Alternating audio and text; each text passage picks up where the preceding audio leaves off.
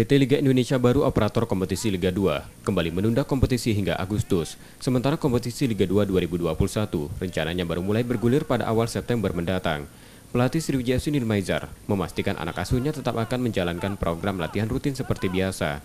Meski memiliki waktu persiapan yang panjang karena penundaan, Nilmaizar tidak akan meliburkan pasukannya. Ya itu kan kita tetap latihan, cuma libur sebelum lebaran libur. Sebelum lebaran sudah lebaran libur. Kan bulan Agustus kan kita mulai persiapan lagi kan. Dan kabar informasi terakhir Piala Wali Kota katanya bulan Agustus sudah mulai lagi. Solo ya? Solo, jadi bang harus kita siapin. Gak mungkin kita pikiran ditunda habis itu kita libur, habiskan nanti anak-anak habis nanti. Ini anak-anak udah bagus kondisinya kita liburkan nanti. Itu nggak boleh kita buru-buru minta libur nggak boleh.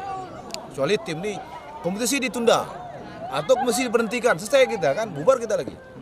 Tapi kalau nggak ada ngapain kita? Gitu bang. Meski tetap menjalankan program latihan seperti biasa, Nilmaizar rencananya akan memberikan waktu libur anak asuhnya saat perayaan Hari Raya Idul Adha. Nur Muhammad, Kompas TV, Palembang, Sumatera Selatan.